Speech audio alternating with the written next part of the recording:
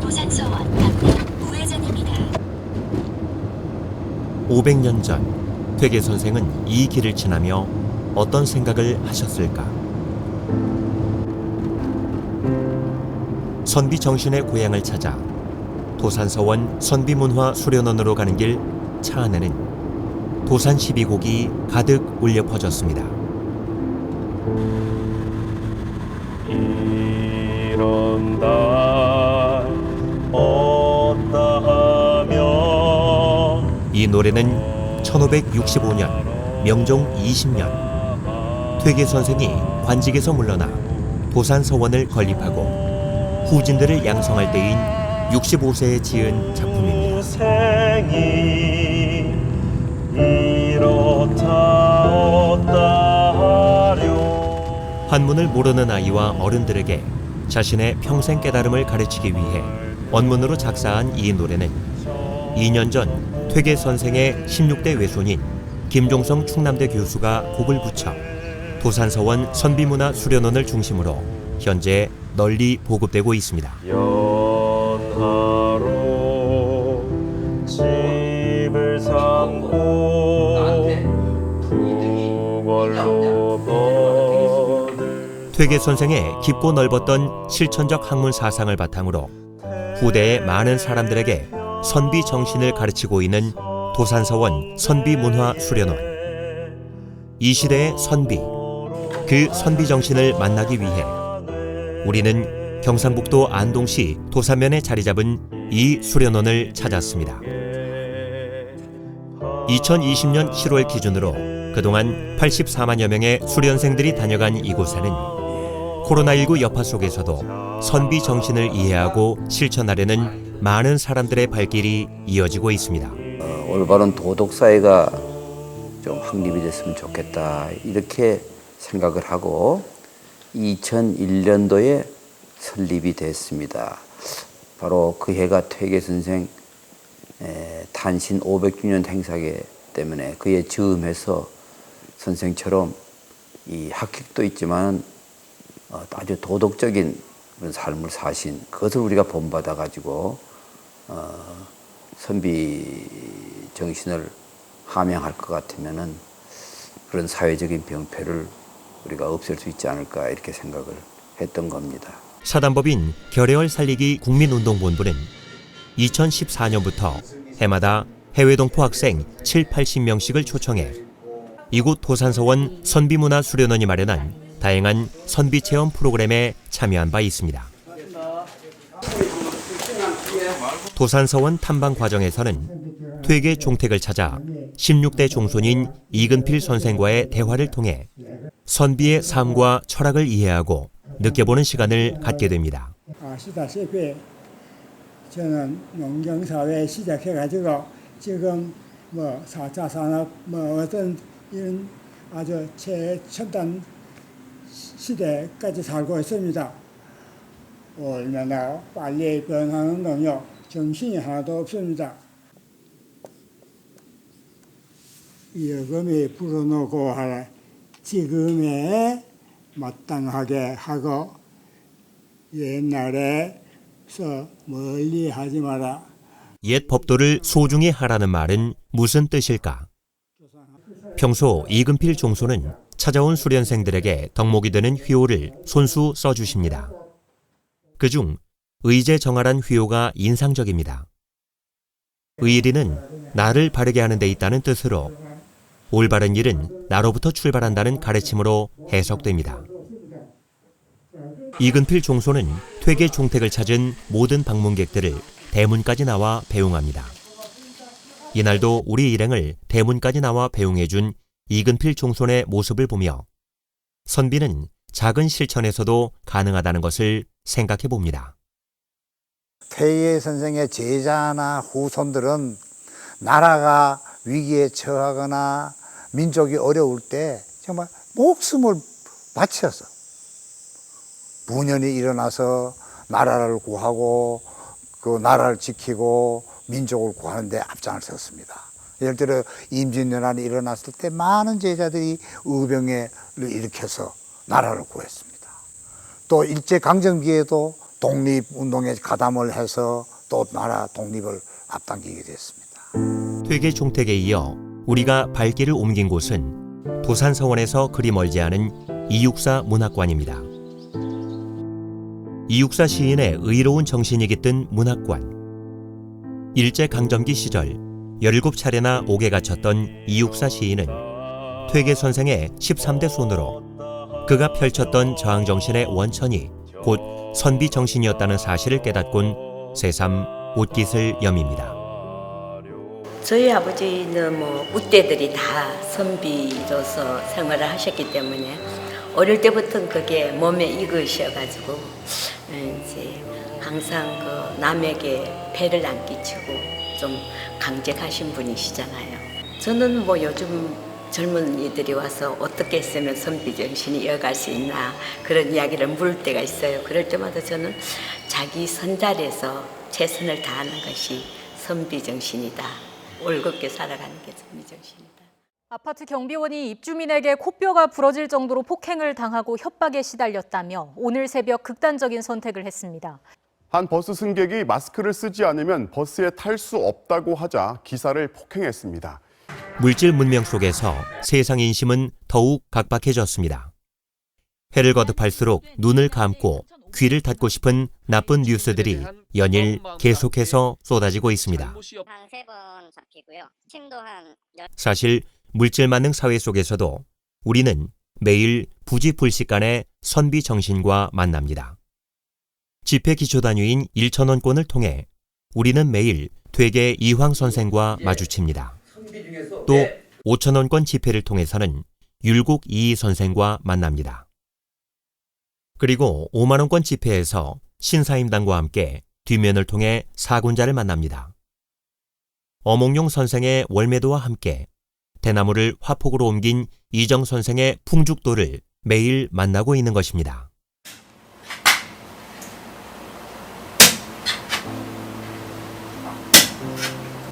지금 하고 있는 작업은 대나무 죽사 내리는 작업 하는 건데요. 큰 대나무를 일정한 간격으로 지금 그걸 쪼개주는 거거든요. 전체는 칼로 가지고 이렇게 깎아내는 작업. 이런 날 없다 하면 저런 날 없다 하려. 평생 동안 대나무를 매만지며 선비 정신의 맥을 잇고 있는 박창영 선생. 1943년 경북 예천생으로 10대 때부터 지금까지 60년가량을 전통 갓 제작에 매달려 왔습니다. 그 공적을 인정받아 간율 무형문화재 제4호로 지정됐고 지금은 장남 박형 박씨가 5대째 가업을 이어받으며 학문적 이론 정립과 함께 전통의 맥을 잇고 있습니다. 옛날 그림들 보면은 이런 조그만 방에들 선비들이 이제 놀러 와가지고 개회하는데 그 갓을 다 쓰고 있잖아요. 그렇죠. 웬만하면 집에 들어오면 이제 모자를 벗는다 그런 개념이 있는데 갓은 절대 벗지 않는다. 벗진 않죠. 벗지 않는다. 그다음에 자기 몸처럼 소중히 여긴다. 소중히 여기죠. 자기 신체 일부라고 거의 생각하기 때문에. 갓에 결국 검은색에 어떤 특별한 의미가 있을까요? 조선시대는 거의 검은색 갓들을 많이 또 썼고요. 이제 머리의 상징으로서 더 확장으로 좀 신체의 일부가 더 확장되는 거로 좀 보면은 더 그럴 수가 있죠. 두루마기에다가 갓을 씌워. 갓 제도는 대나무입니다. 대나무는 선비처럼 성질이 아주 곱습니다. 대나무의 그 고든 성질에서 나온다는 얘기죠. 그게 중요한 말씀인데. 사시사철 푸르름을 잃지 않는 지조와 절개의 상징 대나무. 바로 이 점이 선비 정신의 대표적 상징이었고 갓을 소중히 여기는 문화가 선비 정신을 실천하는 중요한 덕목 중의 하나로 꼽혔습니다. 이와 관련 한영원 결의월 살리기 국민운동본부 초대 이사장은 갓을 쓰는 것은 수양의 한 방편이라고 강조하면서 늘 의관정제한 모습으로 국내외를 누비며 한국 선비의 모습을 보여주었습니다. 그러면 왜 우리 조상들은 갓을 통해 머리를 소중하게 여겼을까? 이와 관련 대산 김석진 선생은 거는 머리가 되고 고는 배가 된다는 주역의 관점에서 인간이 만물의 영장이 되는 이유를 강조했습니다. 머리라는 것은 머리가 내 몸을 지배하듯이 하늘이 온 천하를 지배하듯이 참 머리가 중요한 거란 말이에요. 내 만물의 영장이라고 머리를 일컫느냐 하면은 다른 짐승은 다 머리를 땅에다 수입이 있어. 땅은 탁한데 탁한 것이야. 그래서 이 중요한 머리, 온 몸을 다 다스리는 이 머리, 이 두뇌를 갖다 머리를 갖다가 땅에다 다 숙이는 건 땅과 같이 탁한 짐승이고, 뭐 금수 뭐 이런 뭐 곤충 뭐 이런 게 다 영장이 못 되는 건 다 땅에다 머리를 숙이지만 영장은 하늘에다 머리를 올리고 있단 말이에요. 머리가 위로 꼿꼿이 하늘로 쳐들고 있어. 그러니까 하늘이 바로 머리고 사람도 머리가 하늘과 같이 보이고.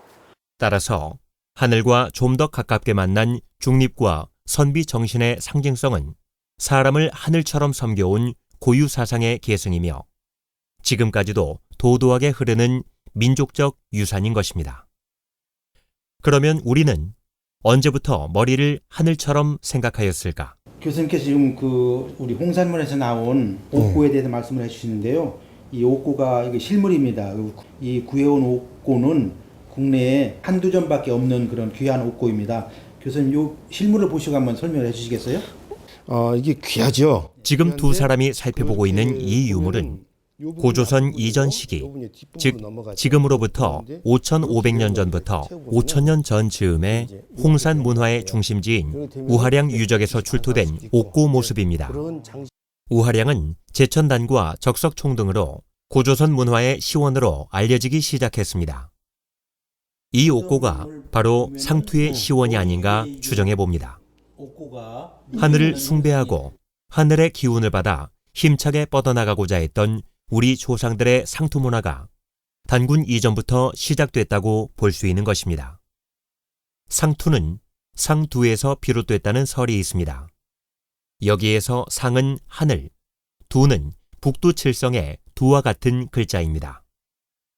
머리는 우리가 제일 중시하는 하늘과 가장 가까운 거리에 위치했고, 그렇게 하고 옛날에도 머릿속에도 무슨 생각이 일어났다는 걸 알 거예요. 그럼 수많은 사람들이 그랬겠죠. 그 머릿속에서 이런 생각이 돌아가는 거는 하늘의 뜻이다. 상투와 옥고는 고조선의 문화와 전통을 계승한 고구려로 새롭게 이어졌습니다. 고구려 벽화에서 상투를 발견할 수 있고, 선비라는 말도 2세기 말엽 진대법의 창안자인 고구려 을파소가 때를 만나지 못하면 숨어 살고 때를 만나면 나와서 벼슬 하는 것이 선비의 떳떳한 일이라고 강조했던 대목이 삼국사기에 또렷이 기록돼 있습니다. 일본에서 공부하던 한국 유학생이 위험에 빠진 일본인을 구하려고 지하철 선로에 뛰어들었다가 숨진 사고가 일어났습니다. 불이 나서 폭발 위기에 놓인 사고 차량에 뛰어들어서 누군가를 구한다는 건 대단한 용기가 필요한 일인데요. 그런데 이런 상황을 본 한 택배 기사는 망설임 없이 용기를 냈습니다. 위급한 상황에서는 나 자신보다 다른 사람을 도와야 한다. 이처럼 오랫동안 유구하게 흘러온 선비 정신은 오늘날 수많은 의인들의 행보로 이어져 물신 숭배로 인한 세상의 메마름에 한 줄기 빛이 되고 있습니다.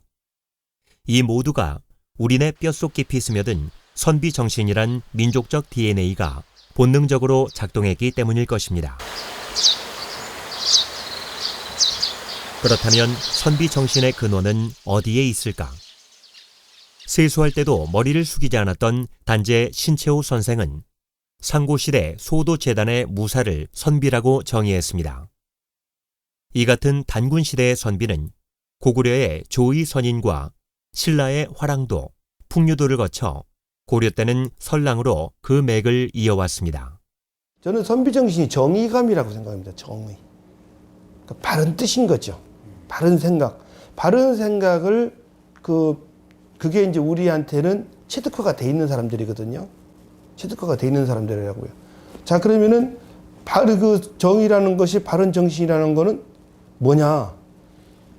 약자를 돕고 우리가 힘든 사람 약자를 돕고 소위 뭐 서양에서는 오블리스 노블리즘인가 뭐 이런 얘기가 되겠죠.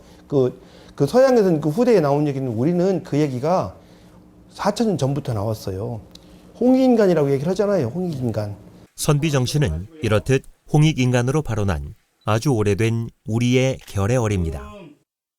임진왜란 당시의 의병 활동이 나라를 구했고 한말의 의병들도 일제 침략에 맞서 독립전쟁의 선구자들이 되었다는 것을 역사가 말해주고 있는 것입니다. 그렇다면 오늘의 선비는 어떻게 살아야 할까?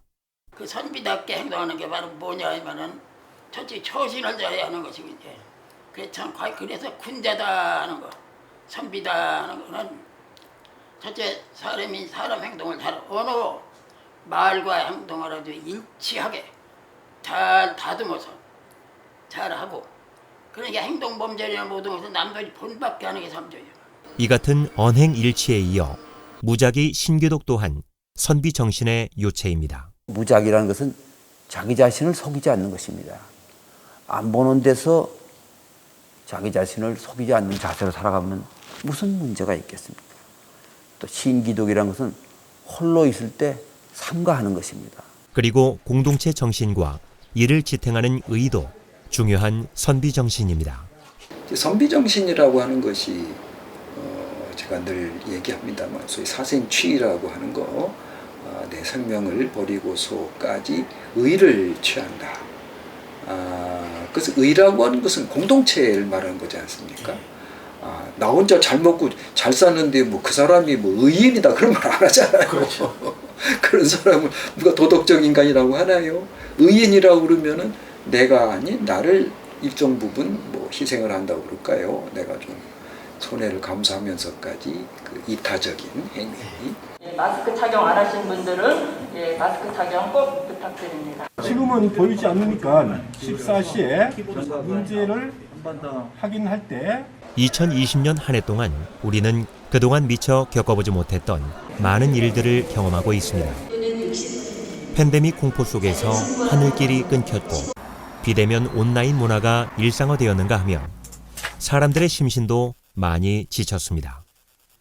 그 속에서 한 신문에 실린 기고문이 많은 사람들에게 큰 울림을 주고 있습니다.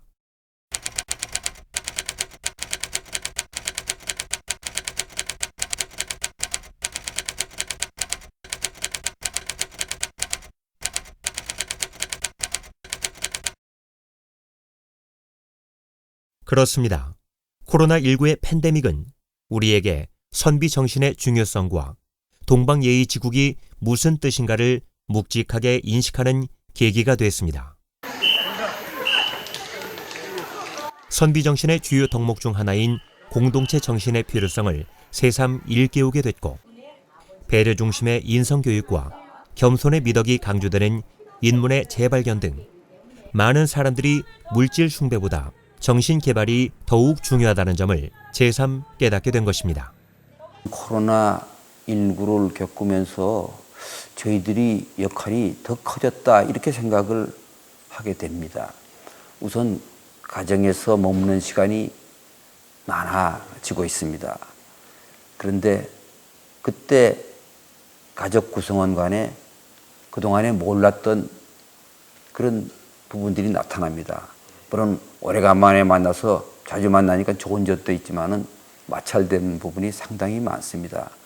특히 사춘기에 자녀를 둔 어머니들은 이제 공부보다 어쩌면은 인성이 더 중요하다 하는 것을 절감하는 분들이 나오기 시작합니다. 각자가 아이들 인성 교육에 대해서는 정말 배우고 실천해야 된다고 생각을 합니다. 세계적인 전염병 유행 시대에 너를 위해 마스크를 쓰는 배려 정신은 우리의 소중한 정신을 능동적으로 드러낸 대목이라 흐뭇합니다. 또 이 같은 어려운 시기를 맞아 공공선을 향한 이기성과 이타성의 유기적인 관계가 매우 중요하다는 점 역시 되새겨볼 만한 대목입니다. 선비 정신이야말로 이처럼 우리가 코로나19에서 재발견한 한민족의 아주 오래된 DNA였다는 사실을 확인시켜주는 점이라 뿌듯합니다.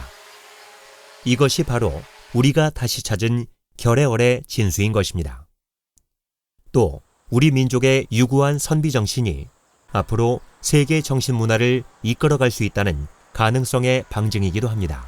공공의 선을 추구하는, 실천하는 이제 그런 존재가 그 참다운 선비라고 볼 수 있는데, 오늘날과 같은 이런 그 사태에 더욱이 이 공동체에 대한 소중함, 결국 공동체를 위해서 내가 설사 손해를 본다고 해도 그것이 궁극적으로는 나에게도 이익이 되는, 그러니까 이타적인 행위가 뭐 지금 당장은 나에게 손실이 올지 모르지만은 보다 이제 장기적인 안목에서 본다면은 결국 그것이 우리 이 가족을 지켜주고 우리 시민을 지켜주고 국민을 지켜주고 하면 그것이 결국 나에게 이익이 돌아오는. 그렇습니다. 서양에 노블레스 오블리제가 있다면 우리에겐 선비 정신이 있습니다. 선비는 시대적 양심이자 위기에 처한 공동체의 수호자였습니다. 또한 갈수록 각박해져가는 물질 만능 시대를 극복할 수 있는 유일한 해법이 바로 선비 정신일 것입니다. 특히 지금 눈에 보이지 않는 바이러스를 상대로 살아가야 하는 미중유의 사태로 세상 인심이 더욱 메말라가고 있습니다.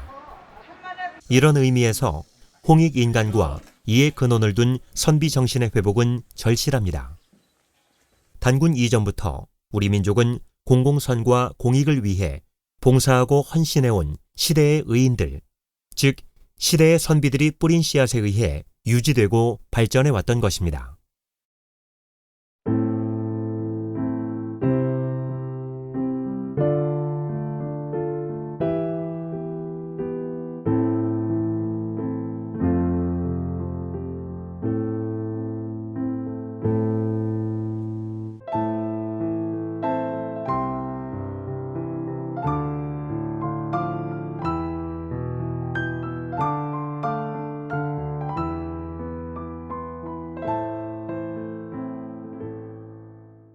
팬데믹 이후에도 변하지 않을 시대정신, 그리고 결의월.